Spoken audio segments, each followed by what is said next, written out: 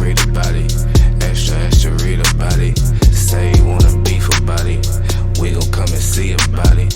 Flexing ain't discreet about it. Extra, extra, read about it. Say you wanna beef about it. Find out nothing sweet about it. Flexing ain't discreet about it. Extra, extra, read about it. Say you wanna beef about it. We gon' come and see about it. Flexing ain't discreet about it. Extra, extra, read about it. Say you wanna beef about it. Find out nothing sweet about it. Look, mile like 3-6, pulled up, ski trip code. B.Woods on the Mic podcast, and I got one of the dopest dudes in the game repping the West Coast. I mean, this guy has definitely did his thing out here, doing his thing out here. One of those brothers that I just find, as you have kind of set the standard for what like West Coast hip hop is this generation. You've been in the game for obviously years. You've been interviewed everybody from Nipsey. You put a lot of cats on the map. Still doing the damn thing, and got this journey that I want to know about. I know everybody wants to know about, and that's my guy. We go back like red light, green light, my boy Chuck Dizzle. What's good with it, family? B.Woods, we go back like 4 flats on the Cadillac, man, like Damn fat right crayons and car seats, bro. Like when you talk about the journey, man, like you were there in the beginning, man. Like, so this is an honor to come back and kind of have this full circle moment with you, bro. Cause like when I was, coming up, man, you were one of those cats that was like really instrumental in terms of like what I looked at and what I heard on the radio. And I was like, yo, man, and then obviously meeting you, it's like, man, this is a good dude. And you welcome me in with open arms over at K-Day, bro. And I just appreciate you, man. Man, absolutely, dog. And I appreciate you saying that. I didn't pay you to say that either. Nah, no endorsement at all. You know what I'm saying? No paid advertising. That's from the heart, bro, for real. Yeah, man. And it was just a pleasure, like just working with you also at K-Day too, just because I just saw like your energy, your willingness to learn. And then your progression was just crazy. You know what I mean? Because I saw you coming in at a certain level.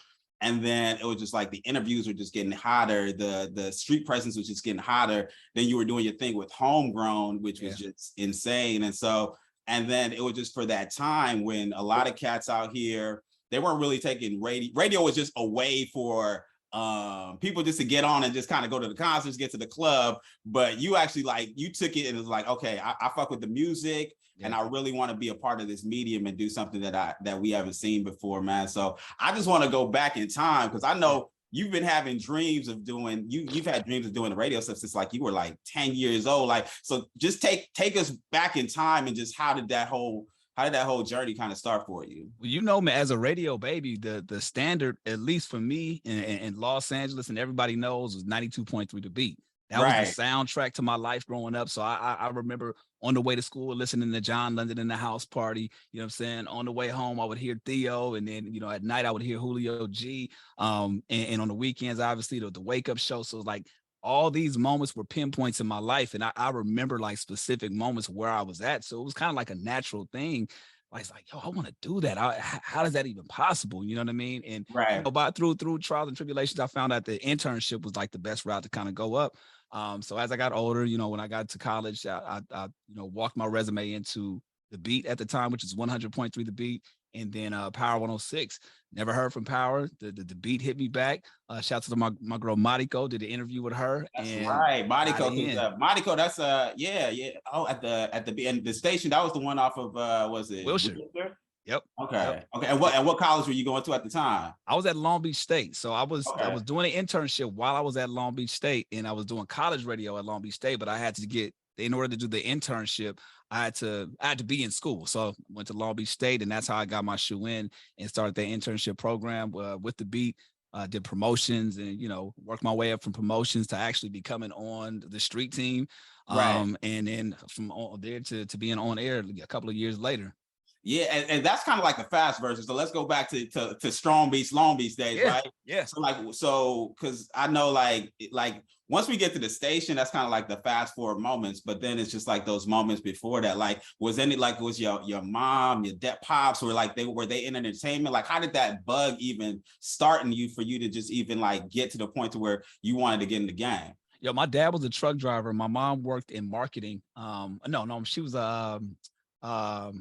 she was a manager. So she worked in management for not like entertainment business, but like for like the LA Urban League and City of Right. Compton. So like she had that phase, and for her, none of them had a shoe in for me to get into the entertainment business. And when I was 10, I again riding around, seeing the street team, seeing P Funk on. If people don't know, P Funk was like the call-in guy, the guy on the Right. streets for John London in the house party. I saw him on the streets in Carson one day, and I'm like, that's what I want to do. So that's where the bug got bit. I'm like, I don't know how I'm gonna do this. I'm gonna figure this out. So I mean, we talking like old school radio, like old school toys. Like, I don't know if you remember the Talk Boy. Remember Home Alone? Macaulay Culkin had the little Talk Boy, the little tape cassette recorder. I would mimic being on the radio. So that's when the bug like got hit from those earlier days. But when I started becoming serious with it, I'm trying to reach out, figure out. I had no connections, no anything. So I literally, like, my family supported me, but they didn't have any means to do that. I think the one person that my mom, she tried, right? So she knew a PR by the name of you probably remember, her name is Pat Tobin, rest in peace. But she used to be a PR at the time, and she would, kind of help people out, do that throughout their careers. And when I was 17, she wanted me to link up with this lady, and she tried to get me into a club just so I can get some kind of like an actual like nightclub, or no. Oh, it was just a nightclub, regular nightclub. But I had to be like 21 to get in, right? Okay, so you like what, 7? I'm 17 at the time, and she's trying to talk with the promoter to let me in. Of course, they didn't let me in, but I'm saying that to say my mom, she didn't have any connections, but that was the only person that she knew in entertainment. I think she had another colleague that had a studio, or her husband used to make music. So she would try to figure out different ways to kind of get me into anything entertainment business wise. But I mean, that internship with the Beat was kind of like me, like you said, me figuring out a way, like, by any means. I didn't have any connections. I didn't know anybody in the business. I remember scouring the website of the Beat, just trying to figure out. This is at the time when they had webcams. I'm looking at the webcams, trying to see everybody. I'm looking at K-Sly on the radio. I'm looking at, Erica Beachy, all these radio personalities.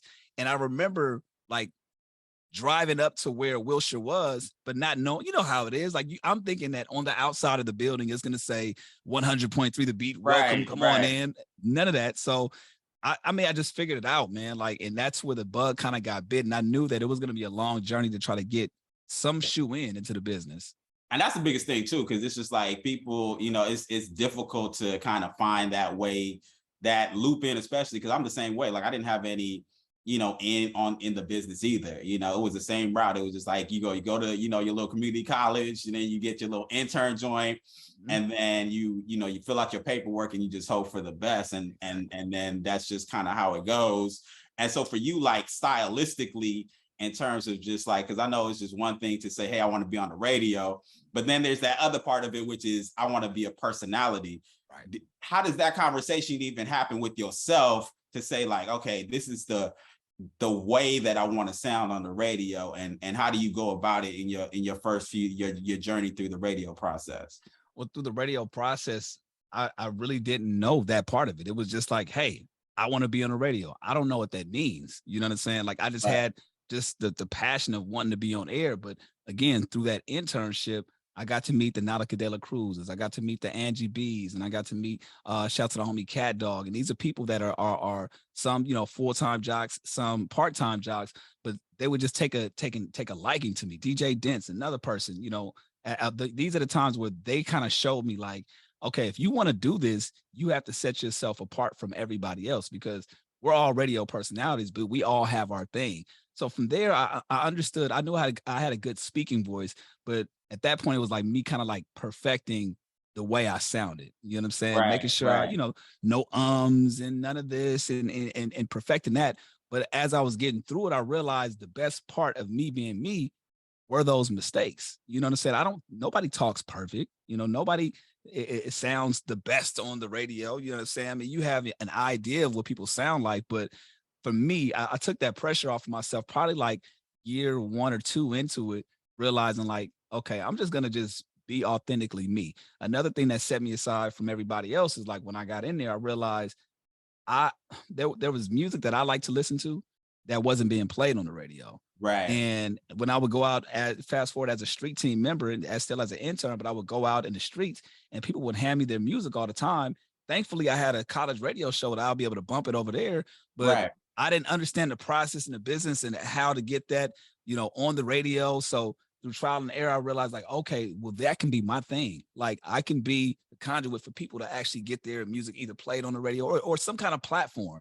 And for me, that's how I kind of like realized, okay, I want to set myself aside in that aspect. I'm not going to worry about the sound. I'm not going to worry about perfecting how I sound and how I present myself. I'm just going to be me. You're going to accept me. You're not going to accept me. But I know for a fact that I want to showcase new artists and new talent and new voices. And that's kind of like the foundation of what Homegrown had been. How did it start up? And that's what I was going to ask, like, because that's the biggest thing out here. Everybody, like, I would just say probably all like the sound of West Coast hip hop is a lot different now than it was. I say pre like that Dre era. Like before it was super gangsta out here. It still is a little bit, but it's not like everything is not affiliated when it comes to the sound. For you to still be able to have like your foot in the streets, because that's the biggest thing that I see right now. It's just like there's a lot of personalities out here, but I don't really see them connected. And I think that in order to have some level of authenticity in the game and for that sound to really pop off, especially here in LA, you need to have your foot in the streets in some way, shape, or form. And it's hard for a lot of people to do that, especially once they get into the industry. Right. Because it's easy to become a fuck nigga once you get into the industry. And when I say fuck nigga, I mean somebody that gets into the business and then they take all their corporate cues and they just kind of forget about cats. And that's why I think a lot of times I think in like LA radio, a lot of radio stations, right, there's a lack of authenticity. It makes it difficult to just be like, all right, to sit up with certain. I think what you and Head are doing is definitely it's authentic. It's it's important. It's important to the culture. So like going back to Homegrown, like how did like Homegrown, like what was the story of it actually, like just the tipping point to becoming not just Homegrown, but it's a brand now. It's like a real ass brand now. Like how'd that happen? So when I failed to mention that prior to all this, like everybody else, and I'm sure you too, I tried my dibble and dabble in rapping. That didn't work out. Let's get one little, like one bar. Give me a bar.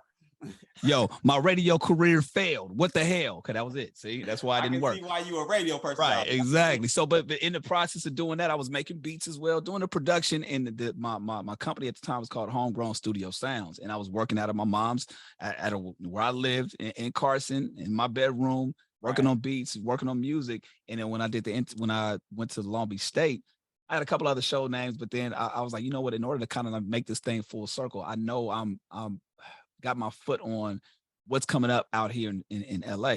And a lot of these people are doing the same thing. They're trying to come up. They're from the home. So it was like Homegrown. It was just natural, right? And so that's when I decided to call it Homegrown Radio. My boy DJ Head, who you mentioned, he did radio over at Cerritos College for a little bit, and I was at Long Beach State, and we had a mutual partner by the name of Smarts, rest in peace. He linked us together. He was like, yo, you guys kind of do similar things. Head wasn't even a DJ at the time. He was more of a host, kind of hitting nightclubs and just kind of running around with certain artists out here. He was like, yo, you guys do the same thing. Y'all should just talk. Like, I don't know what it's going to be, but just y'all should just link up and talk. Head called me. We chopped it up. He pulled up to Long Beach State, and I'm like, okay, I'm gonna actually transition out of Long Beach State because my key card is about to get deactivated. I graduated 3 years ago. I ain't supposed to be here no more. So the apartment that I was staying in, I was like, okay, I'm gonna just try to figure out the equipment and work it out. But would you be down to DJ? Pulled up, DJ'd, and then from there it was just a beautiful relationship from there. Was it a natural connection? Did the personalities vibe, or was there any stagnation there, or was it always just easy? It's one of those things I can't even explain it, bro. Like it was so natural, even looking back at it now, because we've been in this business for a while, and you've seen certain radio personalities when they put shows together for morning shows or afternoon drives. I'm sure you've been a part of a couple as well. It's like it doesn't mesh. You know what I'm saying? No, personalities don't mesh. Right. And for us, it just naturally worked out. Everybody knows Head is super honest. He's the asshole. Like that's his brand, right? You know, sweet dude, but it's like people don't know that like that's just him right off the bat. Me, I'm more of a natural person. Like I tend to see more like the positive things in life. So it ended up working out the best for us. It was like the yin and the yang. So it was a shoe in like naturally, bro. And not to mention again, it just happened to be at the time where he was learning how to DJ.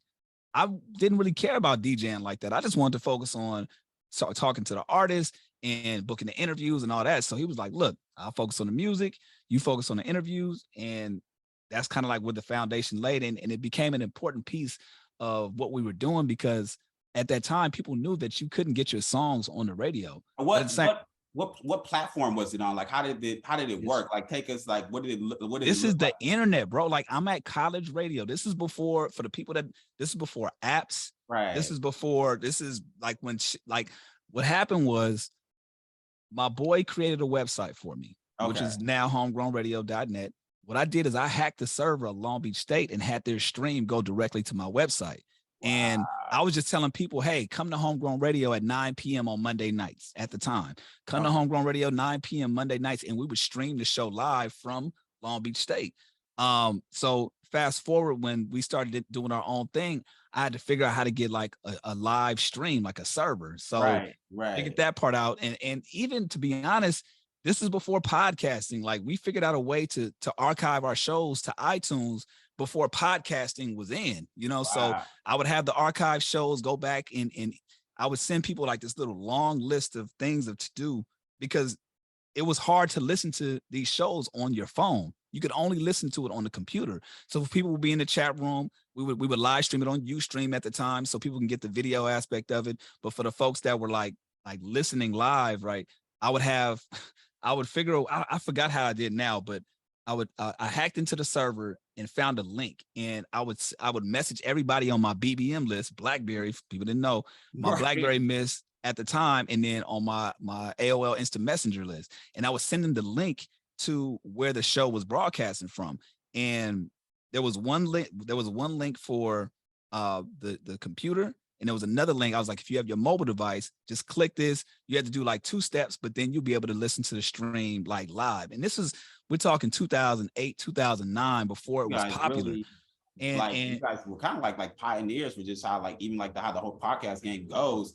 And then in terms of the artists, how did you get the trust of the artists to really come on your platform? Because usually when things are relatively new, people are still going to do things the way that they're used to doing them. So they're like, I don't know. So how did you, because you guys have a lot of trust with artists, even obviously now, back then, what was the how did the relationships build? Well, it was because we were all in the come up. So it's like, if you're a rapper coming up and you kind of have a name, but don't really have a name, all right, well, I can't get into Power 106. So I'm gonna just rock with you, like whoever this dude is. Right. But then as we start going on, like people would start seeing certain name people that we would have. Like, so early days, let me just go back to why relationships are important. When I was working at the Beat, I remember leaving one of the events, going down. I was about to go home or whatever. And there were some artists that were leaving, having a meeting with Tawala at the time, who was the music director at the Beat. And they were going down the elevator. I was going down the elevator too. And they were like, hey, you work here? I said, yeah, I do street team. They said, oh, okay, word. I said, yeah, I do. I also do college radio over at Long Beach State. I was like, oh, word. This is my artist over here. Here, take my contact, take my chirp at the time. Right, yeah, the chirp. Yeah, I remember the Nextel chirps. You know what I'm saying? At the time, here's our information. Boom, boom, boom. I'm like, yeah, pull up. I was like, you can actually pull up next week. I got a show, a slot open. We'll get you on. All right, cool. Yeah, my artist's name is J-Rock. Bet, no problem. Come on through. So I'm talking to Top Punch, and J-Rock was in the elevator as well. We're going down, exchange contacts. They pulled up, and this was like 2006, 2007. So as he was signed to Warner and his album started to roll out, they were like, hey, is it possible? Can we do another interview? We want to bring some other cats with us, but this is what we got going on. Yeah. Little homie K-Dot. And we're gonna bring the homie Ab-Soul with us too. They came, and it was just showing them like, yo, we still got love for everybody. We know J-Rock, you're the star, but you guys got a voice too, and you guys are dope. So hey, come on this platform. We're gonna interview you as well. And then lo and behold, K-Dot becomes Kendrick Lamar. You know what I'm saying? And Top Dog Entertainment these are these individuals who are household names at the time, but you built that trust by showing them that you're supporting them from day one. You know, I could have easily been like, oh yeah, I work at the beat, man. You ain't got no, I'm cool. Like I could have easily did that. Just kept it moving. Just kept it moving because you see people all the time and you run into artists all the time. But for me, I know how important it is when people are trying to, you know, come up. And I go back to those times where I was trying to get my foot in the door in the entertainment business, and all it took was somebody to take a chance. You know what I'm saying? And it's so easy to be that person, especially when you get yourself a little position, especially out here in LA, right? Yeah. It don't matter if you work at Target and you're the manager over there. You be like, man, you gonna flex that collar, like, right? This is my red shirt, and you ain't gonna do nothing about this, and I'm about to get 10% off, and you ain't. That's just the way. That's just the way it goes. Yeah. What I mean, like, I want you to kind of go through some of the artists, obviously, that's been on Homegrown, some names, and then tell me your relationship with Nip or any Nip stories also. Yeah, so I mean, at that time, we were one of the first to play YG's Tooted and Booted. This is before it made it to radio. We played the unmixed version in my apartment. The head that got it, he was like, yo, you know YG. I was like, yeah, I'm familiar with him, but don't really know him like that. We were playing this song, and I, would go interview him when he would do like little pop-up shops at like department stores. Just pull up on them, do interviews there, grab the audio, play it on Homegrown or whatever. And so it's like we would build relationships with these people earlier on. So when they actually did pop, they knew that we were a part of their journey in the beginning, right? So with Nip, it was funny because we back at K-Day when we were working there, he was booming at the time. He started taking off. Like, this is early days, like Bullets Ain't Got No Names Volume 2, right? Taking off, things are, working out for him. And he pulled up, I forgot how he had a meeting at the station or whatever, but one of my friends, she, shout out to my homegirl Street Goddess. She was like, I'm doing a series called Hustle 101. And we're, obviously interviewing local artists out here. We know you do Homegrown, so you'd be a good face for it for a couple of the series. And she was like, well, we're going to do Nip and G Malone and J Rock. I was like, oh, cool. I know all of them. Like, that's my people. But Nip at that particular time, we did an individual one with them, and then we did one with 3 of them, and then we did one with Nip by itself. And so me and him had just exchanged contacts, and he knew I worked at Big K-Day. So anything I could do for him at that point in time, shouting him out, it was just love, right? But I'm so mad because I had a Nip drop back in 2009 and my computer crashed, and I don't have that fucking drop, and I'm so pissed about that. Yeah. But the thing that I love about Nip after all those years, right? Because I, would run into him, see him here and there, see him when he would play concerts and whatnot. He would always just remember. He would always remember, like, you were one of those cats that was there from day one. And he remembered, obviously Debbie Dev at the time, like all these people. He was just like, so anytime that I was seeing, even to like one of the last times that I saw him, which was like 2 weeks before he passed, he came up to the station, and mind you, Nip is running around. This is victory lap mode now. Right. He's that guy. It's going. He's finally got a shot, and we're all proud of him and doing whatever we can to kind of like uplift him and do what we got to do. But he's got an interview with Big. He's doing all this other stuff, and he's running around, and but he's going down the hallway. And I kind of just make eye contact with him. I'm like, oh, that's what's up. He turns to Chuck, what up? Just like came, embraced, and shook hands. And a time before that, at the movie premiere of All Eyes on Me, Tupac movie, I see him literally probably like 100 feet down. Like, and I didn't even plan to speak because I'm like, he's clearly going to the premiere. He's going in right now. Like, I'm gonna leave him alone. He's going straight there. You kind of like get a side eye. Double back, see, Chuck, what up?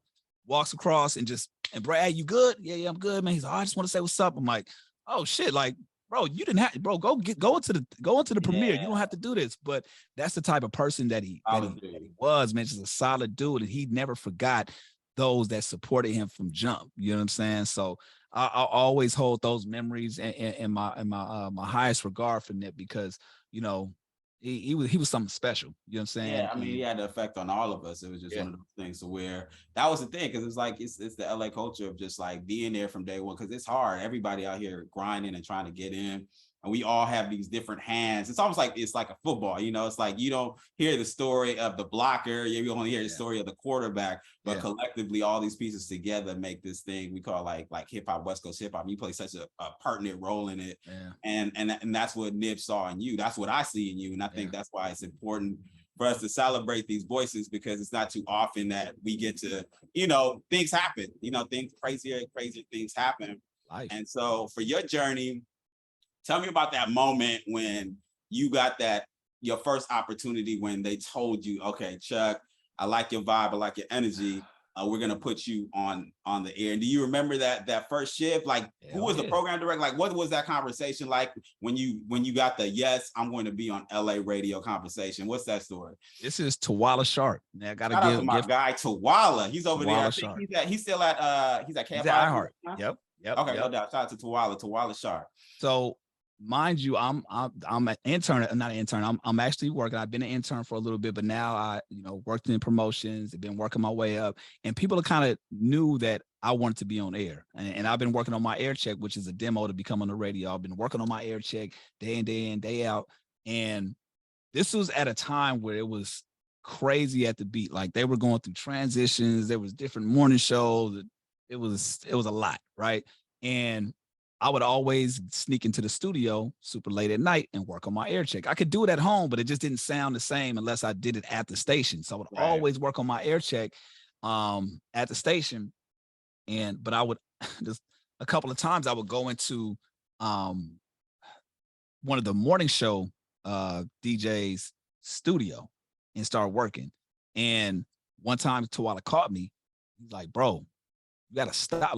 Stop. I'm like, all right, cool. Yeah, I got you. He called me a second time. He's like, hey, man, I don't want to have to tell you again. If I catch you, I'm going to have to let you go. I'm like, damn, okay, whatever. Tawala? I never thought of Tawala as a disciplinarian. But see, the thing is, and he's the people that know him.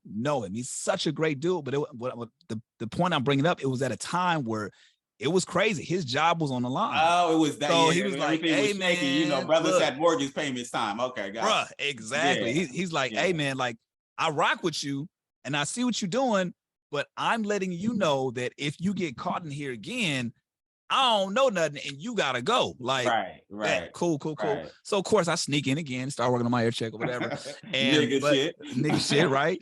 But I let him hear a couple of them, and he's critiquing me at the time, but fast forward a couple of weeks later, I don't know what's going to come of it, but he hits me. I remember he left a voicemail, and he was like, Chuck Dizzle, this is T Sharp. I just want to let you know that on Friday, you're going to start your first shift overnight on 100.3 The Beat. I hear it to this day, and I get goosebumps because all the shit that I worked for to that moment, that like, this is like the goal of all goals in my life, to become to be in radio, not only to work at a radio station, but actually crack the mic. And for him to call me and tell me at the beat, because people don't realize the magnitude of at the beat. The beat was hip hop all in one. Like, these are one of these stations that you can literally make a documentary from. Some of the most powerful DJs, like before, like the internet and anything, like everybody listened to this particular station. So it's just like, it'd be the equivalent of like, okay, you know what, you're gonna play for the Lakers, you're gonna come off the bench real quick and just you're gonna get your energy. That's the vibe. We're gonna throw you in. We're gonna throw you in. Look, we got 2 minutes left in the fourth quarter. Right. We up by 30, but you're gonna get your shot. You gonna get it. You're gonna get a look. You're gonna get a look. And I'm gonna go in and I'm gonna shoot. I don't look. Right. It don't matter. I'm going and I'm gonna shoot. So I realized I'm doing this overnight shift, and I'm just like in my head about it now. Like, oh, and I got to shout out Nautica De La Cruz as I was working on my air check. She was the one critiquing my air checks, telling me, okay, this is good, this is not. But she was like, Chuck, every great radio personality goes live. Now, for people that don't know, you can pre-record, you can do Vox Pro. That's where you track all your stuff. She was like, every great personality knows how to go live, because if shit goes wrong, you know how to kind of bounce back from that. So I always train myself, no matter what, to just learn everything, how to do shit live. Right. So, of course, our first shift, about to go live. Shout out to the homie Armand Carr. He was the night jock at the time. He was doing my guy Armand. I'm about to get him up on here too. Oh, he's gonna tell you too, man. Brother. I give him shit all the time because of this. He's in there. He sets me up. This is Night Beat at the time. This is like, for those that don't know, like the Quiet Storm, the Art LeBeau shit, right? Right. So he's ending his shift and setting me up. He's like, yo, my guy, Chuck Dizzle. He's a great person. Da da da da. You're gonna love him. He's next. I'm like, all right, cool. Yeah, get my headphones on. Boom, boom. And the timestamp is showing like you got a minute left. Okay. 30 seconds left. I step up to the board and he's like, all right, I'm gonna just stay in here and make sure everything's cool, like that you're good. It's like, all right, cool.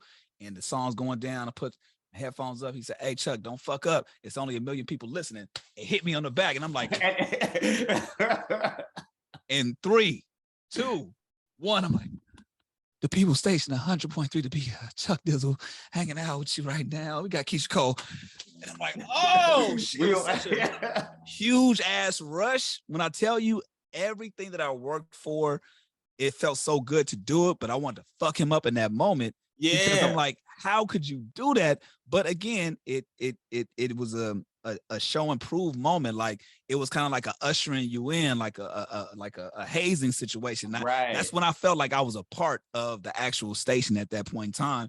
And he's like, hey man, you know, you're gonna have good breaks, you're gonna have bad breaks, you know, just schooling me to the game at that point in time. But I'll never forget that moment because it was just such a that was your moment. It was my moment, bro. It was my moment. And it felt good because it showed me 2 things. It showed me that, you know, if you work at something, you know, and you're persistent about it and you don't give up, you can accomplish anything. And prior to that, I had a vision. I used to vision myself like behind the boards and talking on the radio. I used to just envision, just when nobody was around, just sit there and just think about it, right? And here I am having that moment, fast forward to actually doing it. It was a real telltale sign of like, okay, if you visualize it, you know what I'm saying? It's early days of like manifestation and just working hard at y'all, believing in yourself and really proving to yourself that you can actually accomplish anything. So I say that to say, like, with anybody out there, whatever dreams you have, like, don't be afraid to dream those dreams and get in your head and think about it, because these things can happen if you put in the work and stay persistent with it, you know? Absolutely. Are you into like metaphysics and all that stuff too? Not entirely, bro. Not like that, but I crystals and no, I ain't got that far. Yeah. My wife is. I can't do it all the way. Like she'll give me a crystal here and there, and I'm like, okay, cool. I pray to it? I don't. I'm just leave that alone. But you like, I visualize. I'll take a couple. Yeah, I'll do this step. You know what I'm saying? Here. I'm the same way. I understand it, but I got my vision board till about June, and if nothing manifests till then, I'm about to make some other shit happen. You already know how that goes. You know what I'm saying? My vision board got a date on it. You know? And I got to put some new shit on it. Then I gotta go out and get it. What was like, yo, because we all have it, like, so what was like your biggest fuck up on the air? I know mine was, I think I was doing afternoon drive at K-Day. And you know, like same thing. It goes back to what you were saying about like the whole, you want to make sure that you go live. So in case something happens, right? So in radio, for a lot of part, for your phone calls, those are all pre-recorded. You open your break live. You're like, hey, 93.5, we, you know, K-Day, Chuck D, we here. You press the button. Hey, what's up? What's going on to Judy? And you play Judy and the audio plays or whatever. So my biggest fuck up was I did the, hey, what's up, B.Woods, 93.5 K-Day. What's up, Judy? He's like, hey, B.Woods. Hey, B.Woods. Hey, B.Woods. Hey, B.Woods. Hey, B. It was on repeat, nigga. I put it on repeat. And this was like afternoon drive in front of everybody. Like my whole soul dropped. Like I could just see, I may have caused traffic to just beat up on the 405. I was like, and when you fuck up on the radio, like everything leaves you. Like there's a thing called a hotline. There's a red light that flashes. The sales, it's a it's a thing. So all that to say that was like my biggest fuck up on the air. What was, would you say, like, was your worst moment doing radio? So I got 2 of them. One was only on I'm gonna bring this one up because it was just a big deal at the time, but there was like some station promotion that was coming up and it was a big deal. The homie Sketch, he was working on like this. He's the imaging guy, so he's the one that does all the 100.3 the beat. Blah, blah, blah, like, hey, we got tickets for this. Blah, blah, blah. But it was a huge, like a major promotion coming up. It was a big deal and it's supposed to hit at a certain time. And me running the boards, like just doing shit live. I play it and it's running over like all the commercials. So Oh, all the commercials are playing and it's still going, and I couldn't figure out how to pod that thing down. right. So it's literally going for a good 45 seconds, something that he worked on. He was at the station for like all day working on it and was supposed to hit at a certain time. And he came running in the studio. What the fuck are you doing? This is because again, the pressure at the time is like, yo, you fuck up, it's a wrap. Right. So this is now on him, and he's looking at me like, the fuck are you doing? And he fixes it, but it was like 2 seconds left in the thing, and it ended up going off. And it was just like my whole soul sank because I knew how hard he worked on this piece. Yeah. And then for it to go completed his shit, and I'm new at the time. I'm like, what the hell? What's going on? Like, I don't know what's going on. So I felt bad about that. There was another time though, where I was on a little earlier, similar situation to you. Right. And I aired this. I had this caller on again, pre-recorded it, doing it. We were fine. Everything's good. And and I aired. I'm like, yeah, Chuck Dizzle, we're gonna go to so and so. What's going on? Congratulations, you got these tickets or whatever. And they're excited, like, yeah, shit, because these motherfuckers got me fucked up on the radio. I'm like, I forgot to chop the complete end off of this. The curse is out. The curse is out. So we had this person wins. We're having a conversation and we're talking about, I think it was like, who would you shit on or something like that, right? Like who would you go big on if you win these tickets? Right. And they're like, I mean, I'm going big on my baby daddy because that nigga ain't shit. So I'm like, cool, I'll figure it out or whatever. I didn't edit the shit out, and it ends up airing. This is middays. You know what I'm saying? So this is somebody's office. This is somebody's office during the day, and that red light went off, and I'm just who was the program director at the time? Oh my God. Fuck. Oh. Somebody that was mad. This is early. This is Doc Winter. Oh, wow. So I'm like, he's like, yo, that can't happen. And I said, yeah, I know. When I tell you, dog, I just, cause I knew this is real 92.3. Yeah. We got real, all right. That's what you should have said. We got to keep it real, dog. But again, it's just one of those things where it's like, you not paying. I was moving too fast. Thought I had chopped the whole breakup the right way, and I completely missed the mark on that. But it was one of those moments. Yeah, it's like we all make mistakes. It's all and the biggest thing is because I think like radio it's about moments, right? Yeah.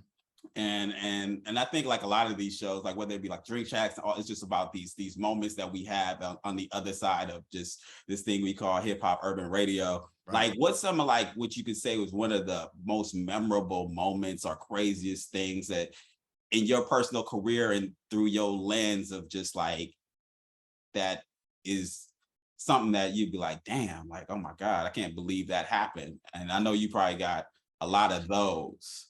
I got many. I guess mine's a little more, it's more sentimental. This is the first one that pops up. I'm just thinking of Nip again. Right. He had a press run. This is when he just announced that Victory Lap had a date. And I just remember him like doing big in the morning, doing 5 or 6 other shows, going to the other station, coming back, and we were doing Homegrown at night at the time, recording our podcast at night.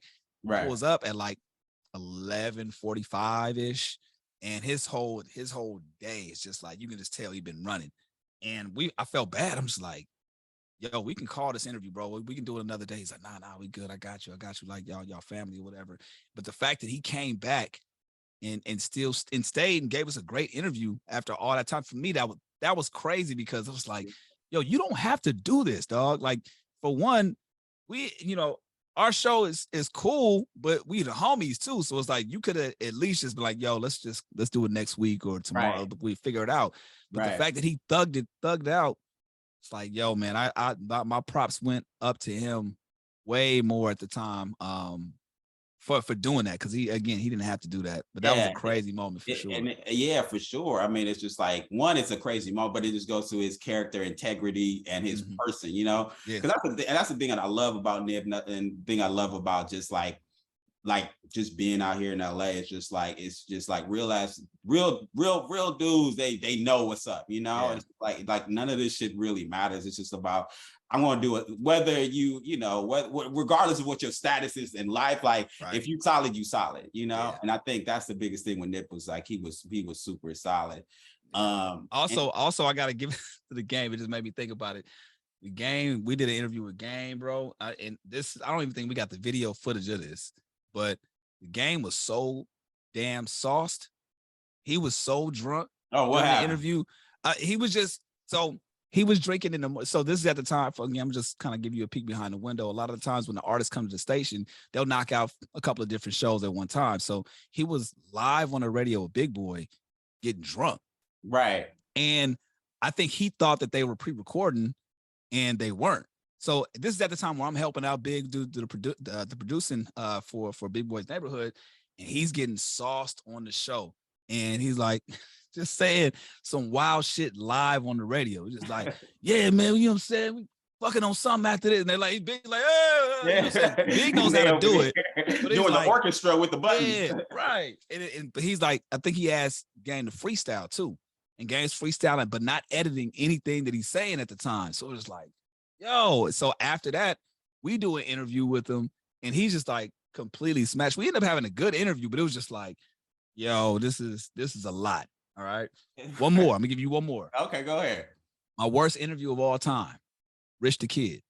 What happened? Rich the Kid, again, just on some. Now, again, I'm not going to knock anybody from smoking or do whatever you got to do. I don't know what the fuck Rich the Kid was smoking, but we have a 3-minute inaudible interview with Rich the Kid. And it's the first time in my career that I was like, I can't do shit. And I'm not going to let you disrespect my time at this point in time.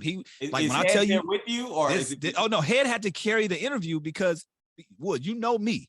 Yeah. I can thug through some stuff. I'm like, I can be positive, but for me, I felt like if you being disrespectful with our time now I might just have to whatever. So it went just like this.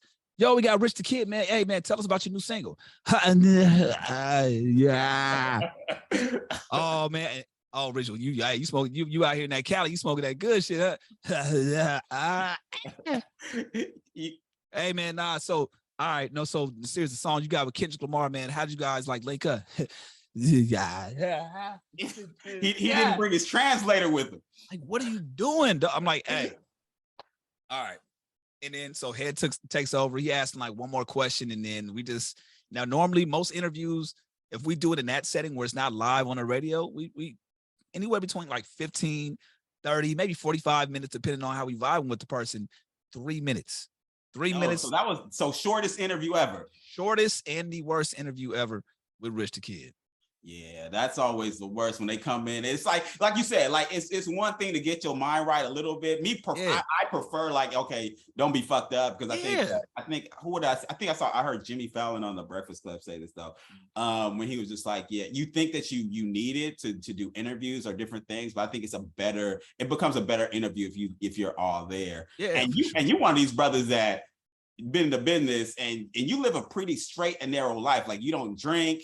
Your ass is married. The thing is, I was at the time, I think I hadn't even stopped drinking at the time. Like I stopped drinking like 6 years ago. So I'll tell you about that. Let's go back a little bit too. Yeah. So, because there's this whole thing for those that don't know, like Chuck, you don't drink alcohol at all, right? And so I know I've seen parts of the story, but I don't know that story, you know. Yeah. So I still drink. My black ass just had a heart attack and recovered from that shit a few days ago. So that's a whole different podcast. Wait, no, time out. You can't just sneak past literally. Oh, well, come on. Yeah, bro. Yeah.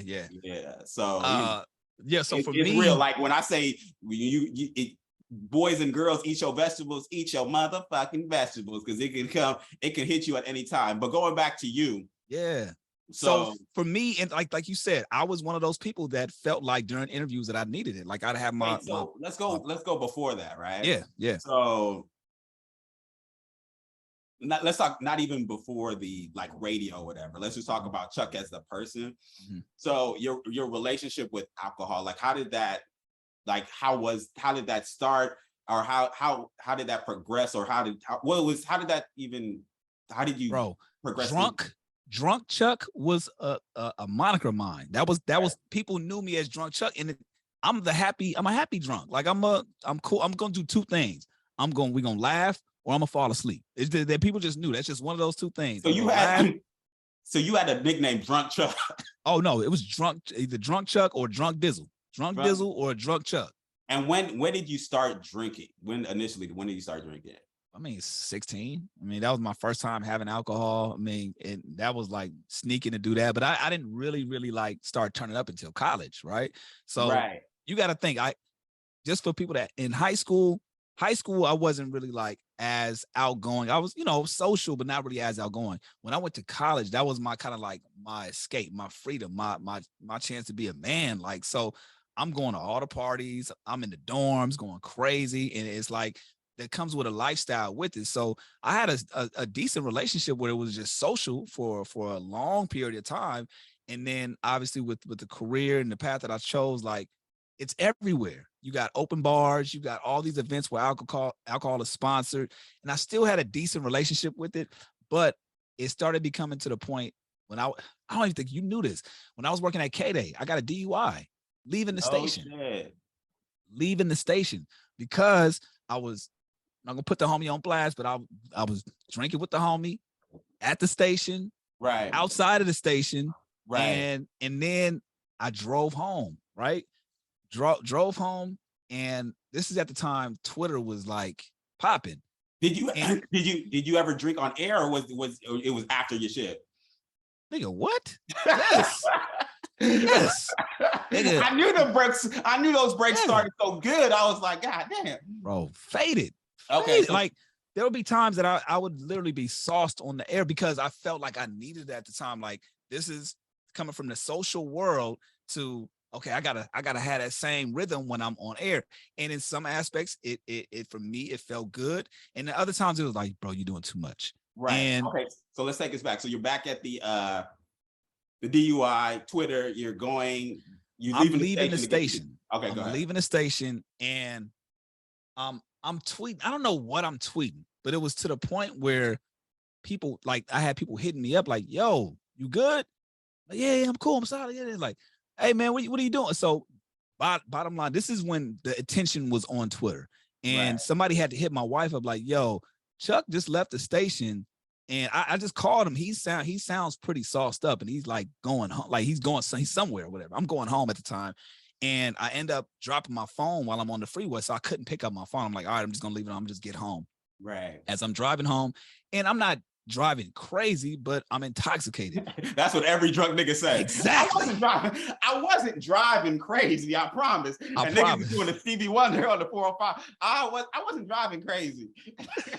So I'm almost home and I see my exit. I'm like, bet you know how it goes. Like, all right, safety. Like I'm almost there. I get off the freeway, police pull me over. Literally 2 minutes from my house.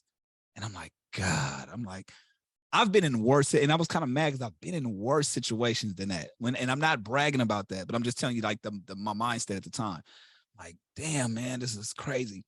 And just to tell you how God works, my wife happens to be driving up the street at the time, sees me getting pulled over, doubles back, and is able to convince the police not to tow my car because she's my wife. That she's like, look, let me just take his car home. I'm gonna park this other car over here. Right. All right, cool. Like, whatever. End up going to jail for the night. Wow. Worst experience ever because it was just like, so first of all, okay, so now so you get locked. So you go to county? No. Thank God. No, I just went in the holding cell, like in Linwood, right? And so you're in a holding cell. Does anybody recognize you from the rape? Like, what's thank God, no, like in the holding cell? Not at all. Nobody. Okay. But thank God, it was on a Thursday. It was like a Friday night. So it could have. No. I'm sorry. It was. I just missed the deadline. I almost got sent to county. If I didn't, thank God that shit didn't happen. I'm just glad. But that I was in a holding tank out in Linwood and ended up getting charged for DUI.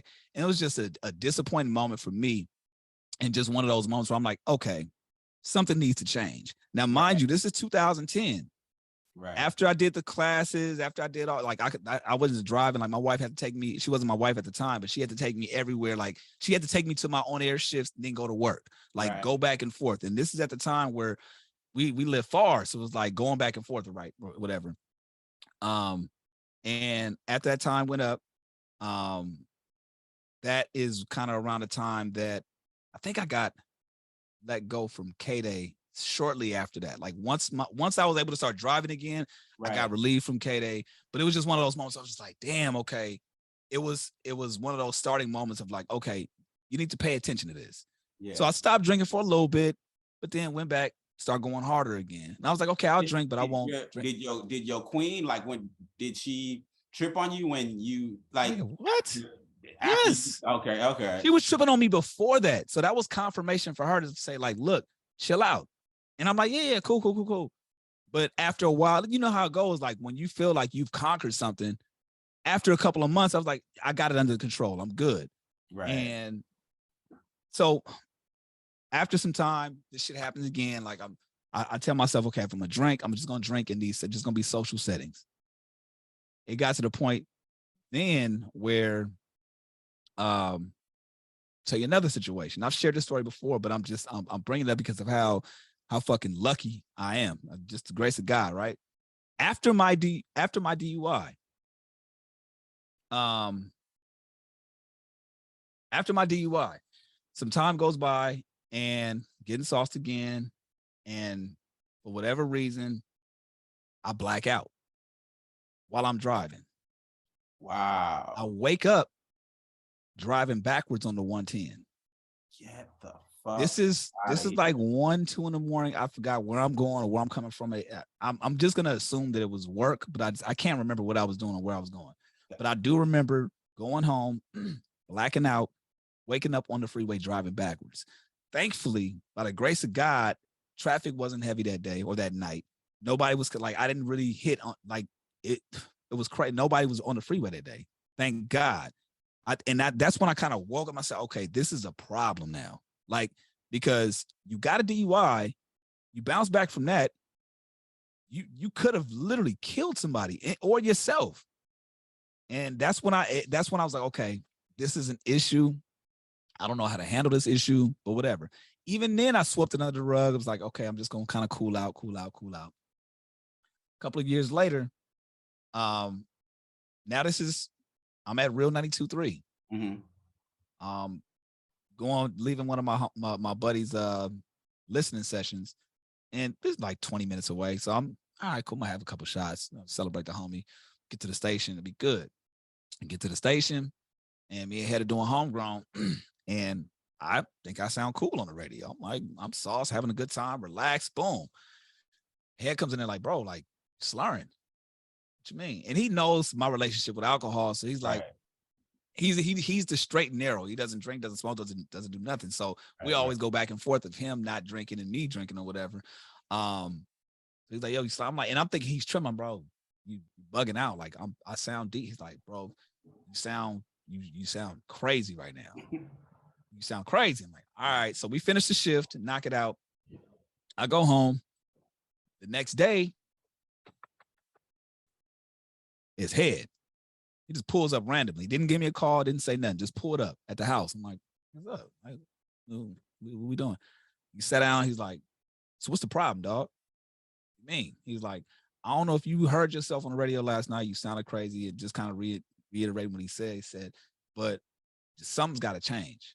And this is coming from the DUI, this is coming from, countless nights of me passing out at Homegrown in my apartment. And, it's cute and funny then because I'm at home and it's, everybody's taking a picture of Chuck, he's asleep, or, oh, Chuck is so happy, like all these nights. And he just kind of like taking it. But this now, Homegrown is on Real 92.3. Homegrown is a part of iHeart. Right. He's like, bro, we're not in the apartment anymore. He's like, we have so much to lose now. Just imagine if so-and-so pulled up. Just imagine if Doc decided to come to the station and you sauced on the radio, I can't back you up. Like, you my nigga and all. And I'm like, I got your back, but I can't continue to back you up like this. So I'm just issuing you a real nigga warning right now that if you can't get us together, we're gonna have to part ways. And I fuck with you, I love you, but I can no longer like back you up for this because it's not right. He's like, you got other people looking at you, our interns at the time that was doing Homegrown, people that saw us, our journey from the apartment to now being on Real. He's like, people are looking at us, bro. Like, you can't continue to do this. He's like, so I don't know what you want to do. He's like, and so we had like a little sidebar. So why kind of felt like I was drinking at the time. And, you know, we had a real nigga therapy session at my house. And then from there, I'm just like, fuck. All right. Well, I didn't tell him, but I'm like, I'm done. I'm done. So I wrote like a list of things out of like what I had to lose if I decide to take another sip. And I made it very, I was very like, what am I trying to say? I was very extra with it. Like, I didn't say drink again. I'm like, yo, what do I have to lose if I take another sip of beer, take another shot? Like, what do you have to lose? And I'm like, damn, you know, like he said, you know, people are looking at us. Damn, I don't want to lose this opportunity. It's been everything that I worked for to get to this moment. Right. I'm on LA radio, bro. Like, yeah. And this is my third stint at radio. You know, people don't even get a chance to be on LA radio once in their lifetime. Right. So this is my third time. Like, God has put me in this position and you fucking up. Okay, people are looking at us. I was like, yo, Queen she been telling you, like, Tosh been telling me to stop drinking or cut down or figure it out. I got the DUI. I was driving backwards on the freeway. Thank God nothing happened. I sideswiped cars before and didn't, you know what I'm saying? Like, I done all kind of shit.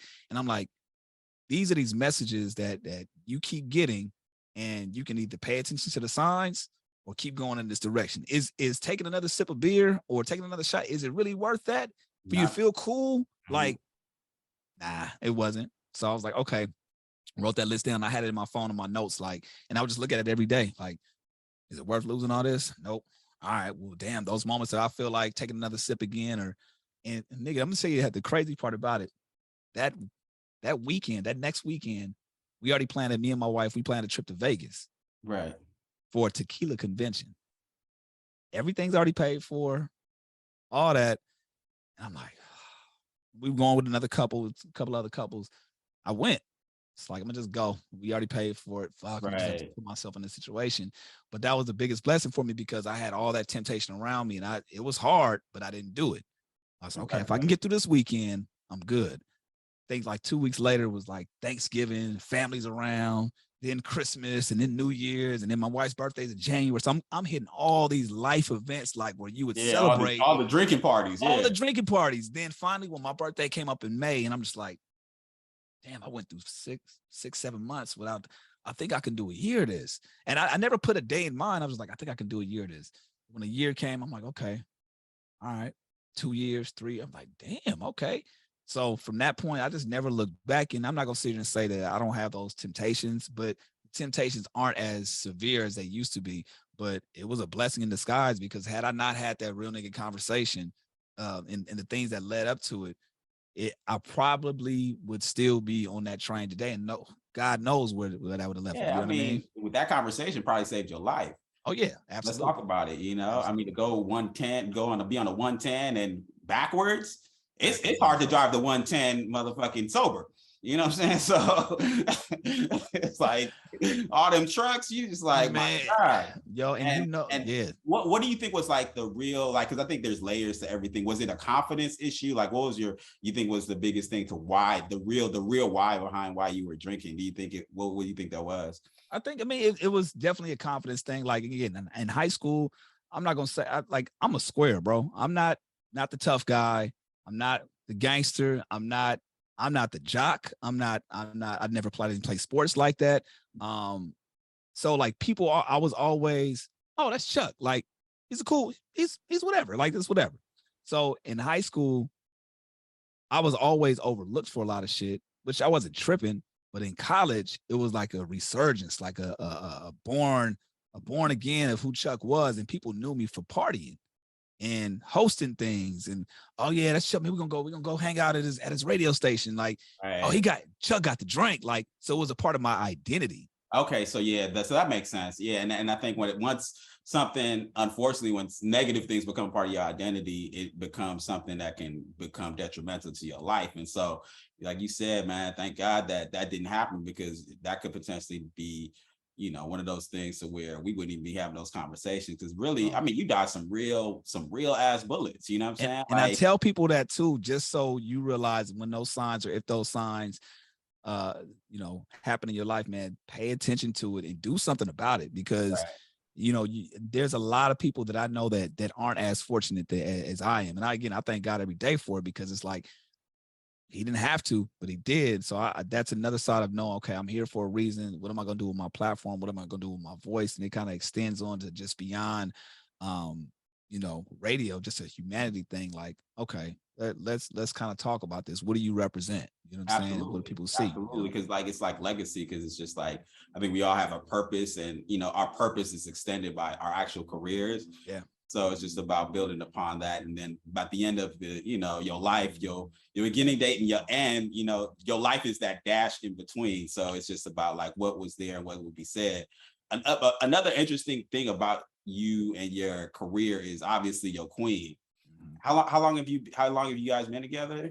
We've been together 14 years, and we've been married for 10 years. That's crazy. And it's one of those things, because it's not easy to be in the business with all this titty ass going around and say, I'm going to commit to somebody and be in a relationship.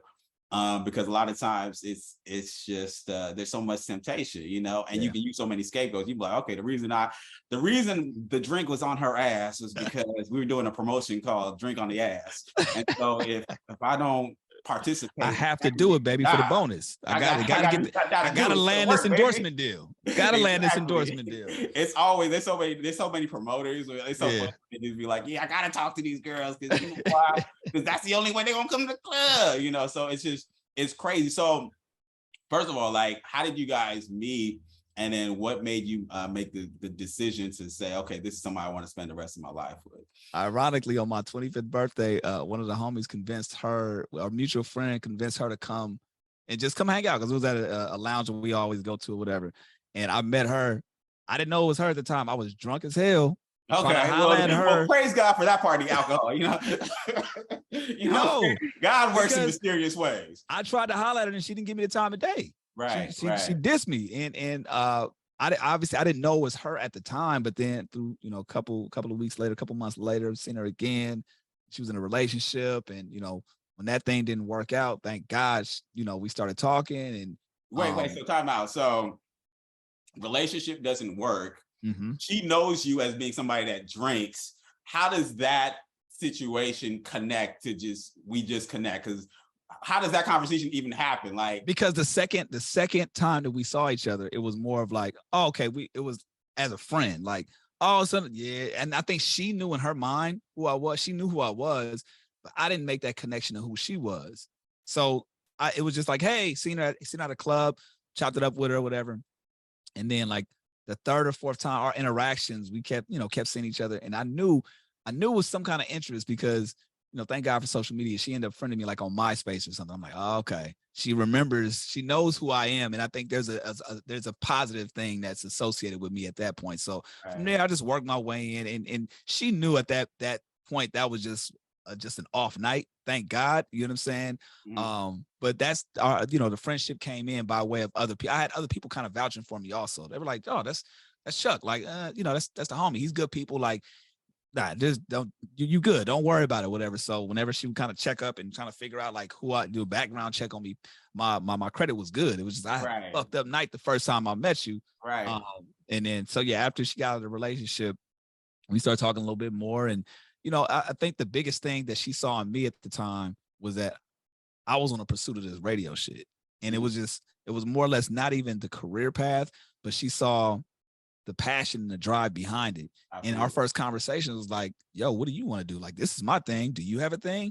Oh, cooking is your thing? Oh man, I think you should start a business behind it. Oh, you haven't done that? Oh, you went to Le Cordon Bleu? Oh, you got discouraged? Man, shit happens. Like, I understand. Like, so I'm bigging her up at a time where she was trying to discover what her passion was with culinary and with food. And that was our bonding thing. You know what I'm saying? That was our bond. She had a passion, I had a passion. We both supported each other. So like even the early days of Long Beach State, somebody just recently asked me that, like, was she around then? I saw footage of a freestyle that we did with TDE, and she was in the back. I'm looking, I just noticed this like a year ago. She's in the back, just sitting there, just, accompanying me. But I'm just like, damn, I didn't realize you were there that day, and you were. So she was there in the early days supporting me as I was supporting her. And even on our first date, I told her, I said, I'm gonna marry you, because she cooked for me on my first date. And I ain't never had no woman do that. And I'm just like, huge. Yo, that's special for you to do that for me. Like that meant something. She's like, nigga, I cook for a lot of people. I'm like, right. But I'm like, nah. It's something there. So, but I think that bond was there because we both, we both had a passion for something, and we discovered supporting each other through those passions is kind of like our foundation. You know what I'm saying? And I think that's the biggest thing, because you guys had that mutual foundation of, like you said, bonding through your passion and her being able to see the authentic you. I think that's another big thing about it too, because a lot of times it's just easy for us to, not show our vulnerabilities in front of, especially like doing this radio shit, because you have a dual personality. There's your Chuck, the radio personality, and Chuck the person. Yeah. And then to be able to kind of bring down that wall and have that level of honesty with her and be able to have those levels of conversations, I think that's a dope thing. What do you think is the biggest thing that's kind of that maintain the relationship within the business? Communication. Like we have real conversations, like, and just knowing like, yo, don't make me look crazy out here. Like, and so we have these conversations of, yo, you look stupid, right? Like, you sound crazy. Like, we have real conversations. So for us, it's just keeping that communication there, and not being afraid, and knowing when to have those talks, knowing when to cut off, because there's times where we both just shut down. We're like, all right, need a day, because we're gonna say some shit we don't mean, or it's just gonna sound ugly. Let's take some time, let's take a breather, and then we can come back and really express how each other feels. And for me, I feel like that's been the biggest thing, because in previous situations, or even by way of seeing other relationships, how they go, it's like, no, we're gonna talk about this right now. It's like, right. All right, you can do that, but you might say some shit that you don't mean in the moment, and that right there can fuck up the whole foundation of what could be. So and I think that works for us. That may not work for other people, but we kind of found what works in our dynamic. You know what I'm saying? And also knowing each other's history. Like, I know the type of upbringing she came up from. She knows the kind of upbringing I came up from. So it's like we're sensitive to each other's, surroundings and growing up. Like, I think all that plays a part into the communication with somebody, a significant other. And I'm blessed that she gets me. I'm blessed that I get her, and that for us it's still one of those, like, the fire's still there. You know what I'm saying? 10 years later, being married, because marriage tests your relationship. But we've been blessed, bro.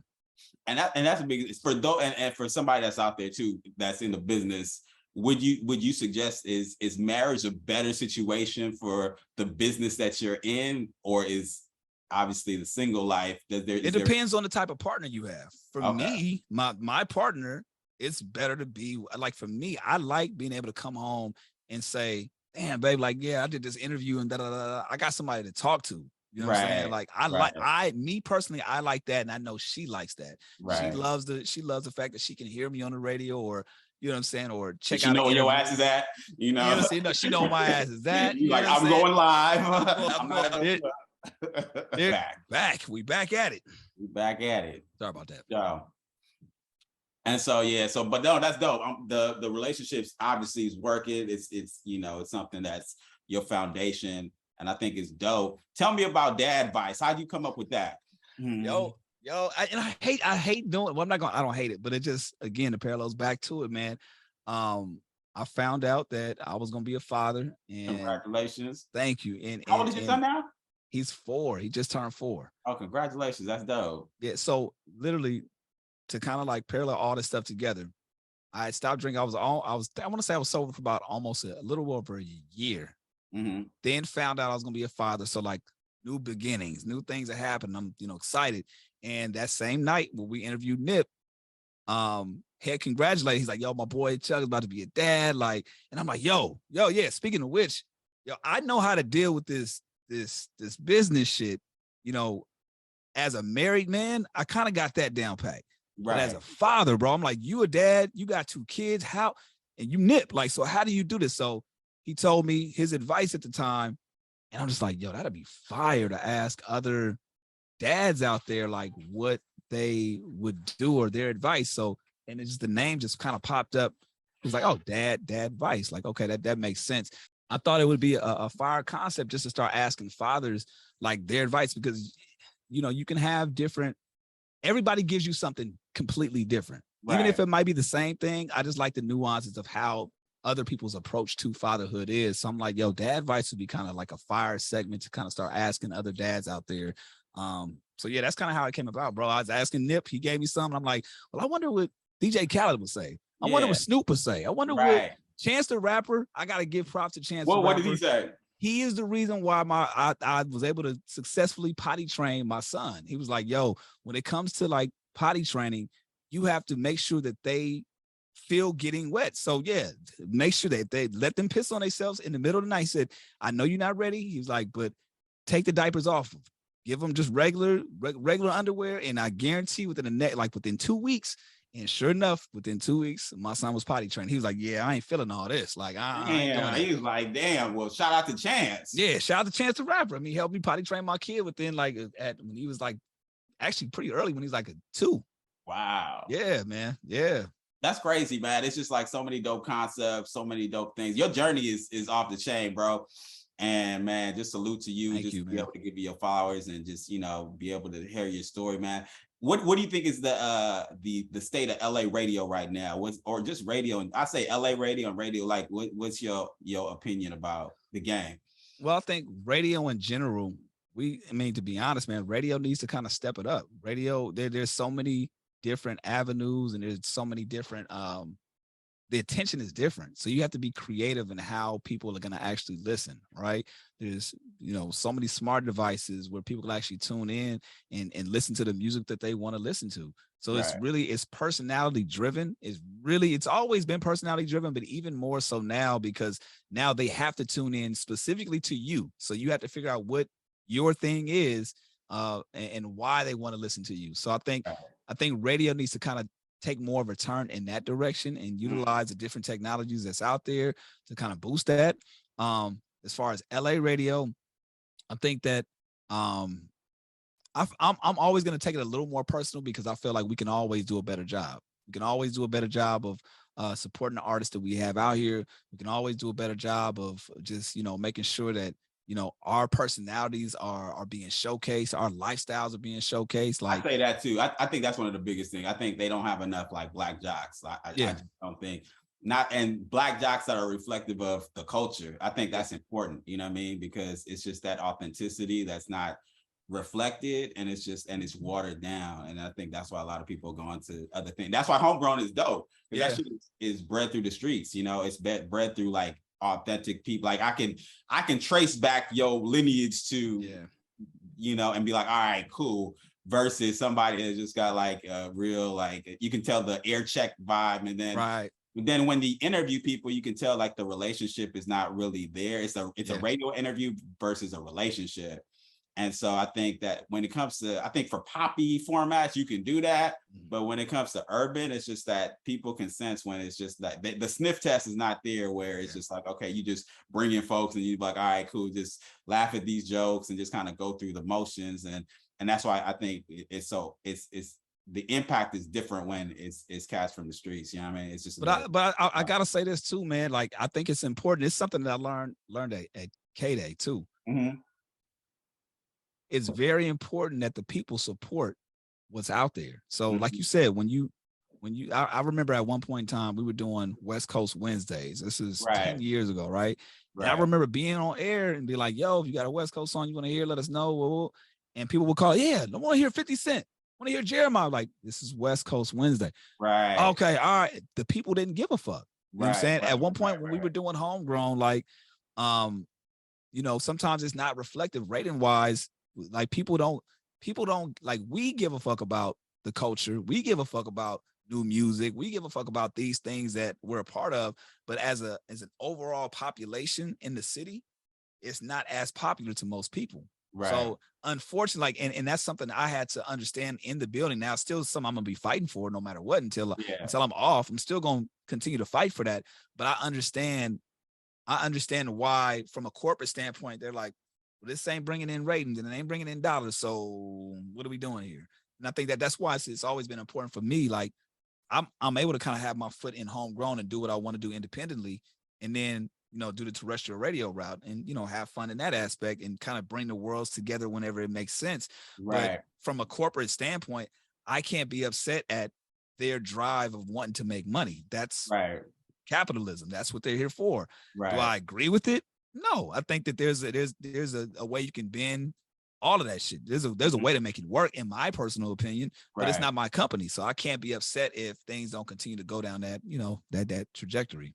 Yeah, no, definitely. And that makes sense, you know, and I think for the most part, like the corporate systems, they're not, you know, the corporate systems, I think, are diminishing in terms of influence now, in terms of what's profitable. You know, that's why people are going to different mediums when it comes to getting different voices that's out there and monetizing them. Because I think now it's just like you have so many different types of ways to get information and music, and so it's just about, okay, cool, it's these unique spaces that I think that we got to hold on to, and we got to figure out ways to make it just as profitable as everything else, just because I think there's a certain sense that we don't want to lose it. Because I think like what you do, I think what Homegrown does, I think that's a multi-million-dollar brand. I think that it just needs to be in a different in spaces so where it's appreciated. And I think people have been supporting it, and people are going to continue to support it. So we gotta, what can we do to support it? Let me ask you that. How can we get better out there? Well, just stay in the know of what's going on. Like, stay connected with myself at Chuck Dizzle, stay connected with DJ Head at DJ Head or at Homegrown Radio. Like, figure out a way, man, that what really helps us is staying tuned in, you know, since supporting us when we got merch, you know what I'm saying? We got merch on the site at homegrownradio.net.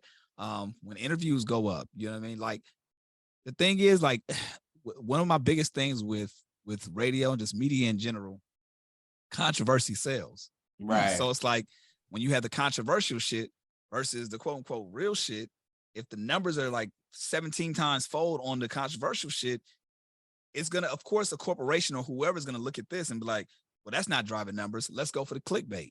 Right.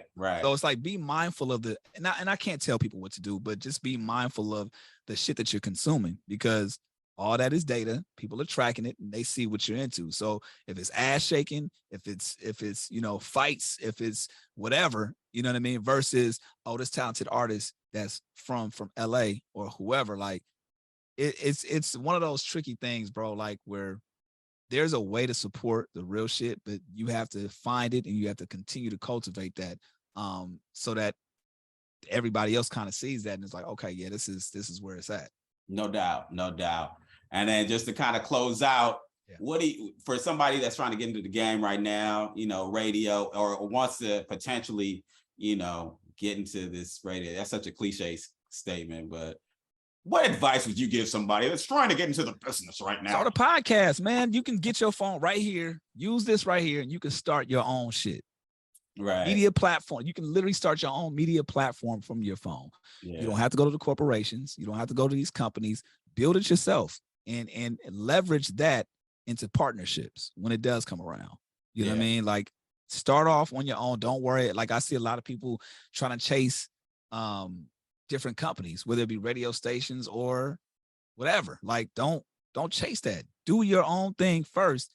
Figure it out, because you're able to make mistakes. You're able to bump heads. You're able to make those relationships that we're talking about. And people hold on to that, what's authentic, a little more, versus, oh, I represent this company and let me attach to you this way. It's like, nah, man, start building your own thing. And then when people come around and see, they're going to want to be involved with it. You know what I mean? It's going to be, now it's going to be work. It's going to be hard. I'm not going to sit here and say it's easy, but, you know, if you believe in it, if you have a passion for it, then it won't feel like work.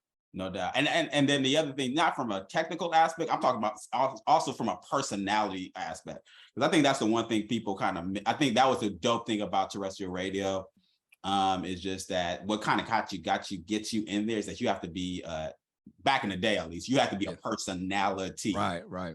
And then I think one of the biggest things is just kind of like, at least for me, it's being authentically, like not being afraid to be yourself. Yeah. Because everybody has their own fingerprint, and then it makes the energy just a little bit, it makes it different. Yeah. How about for you in terms of like, how do you think is the best, what's the best advice to be the best personality? Not being afraid. Like you said, be authentically you. Like what's that thing that you know that you can dig down deep in, and it doesn't feel like a persona, right? When I would help people do their air checks, a lot of people be like, well, hey, this is real 92.3. It's like, what are you doing? Why do you feel like that you need to sound like that? How do you regularly talk? Talk to me how you talk. That's what you should hone in on. It's gonna take practice. But just do what feels comfortable. Do what you love, man. Do what you would spend up all night. Do what you would do for free. Like, what are those things that make you feel good in that aspect? What are those things? Talk about that. If we're talking about personalities and things of that nature, what are those things that you spend time on when nobody else is looking? What are you searching up? Like, is it new music? Is it makeup tutorial? I don't know what that thing is, but I think once you figure out that's when you can be comfortable within that particular space. And one thing A1 told me back in the day. Right. Shout out to A1. Shout out to A1, man. I was intern with him in Spinderella at one time. And I think him and my brother are neighbors. Random. Really? It's random as hell. Fun fact. Yeah. He told me, man, to just always have fun, no matter what. And this is coming from, and I hate to put his business out there, but for me, it was one of those moments that stood out to me. When we were on air, I think his mom had passed on Thanksgiving. Oh, wow. He came in that next day or that next week, like nothing happened. And not to say that he didn't mask it. He probably had his own thing, but he was entertaining people. And I just looked at him like, I don't understand how you could do that, bro. Just have fun, man. Just have fun. Like he figured this was what he loved to do. He found a way to have fun within that, even with a tragedy like that to happen. That literally helped me to deal with when my best friend passed away. Right. I found out my best friend passed away on a Friday morning, and I did Homegrown that Friday night. My dad passed away on Memorial Day. I'm sorry, not Memorial, excuse me. Labor Day, 2011. That next Thursday, we did Homegrown. Dedicated the show to him. Had just a good time, right? Now, I don't suggest that for everybody. You figure out your own grieving process, but for me, that was my grieving process. Right. Having fun, doing what I love to do. I found my thing. So whether tragedy strikes, whatever the fuck happens, good, bad, indifferent, that's my thing, and I love it. So it's like that's my advice to other people, man. What are you doing? Have fun with it, and ultimately, it's gonna feel natural. It's gonna be authentic to you. No doubt. Well, yeah, man. I just want to thank you for coming on the podcast, bro. Like, man, dope stories, man. I definitely think that, yeah, you are somebody that is special, not just to the business and radio, but just a person, a special spirit, brother. And that's why I wanted to have you on here.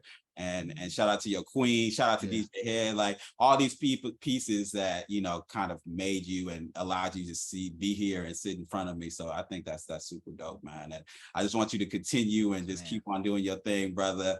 Chuck, my thank guy. You, man. B.Woods, no, thank you, because you laid the foundation as well at a time where I was trying to figure shit out, and I looked at you as what you were doing at the time. I remember listening to you on KD. It's like, damn, man, who is that dude? I gotta meet him, man. And then when I met you, it was that warm embrace, man. And you've been a cool brother ever since, by far and in person, man. I thank you for allowing me to come on your platform, and anything you need from me, man, I'm a call away, bro.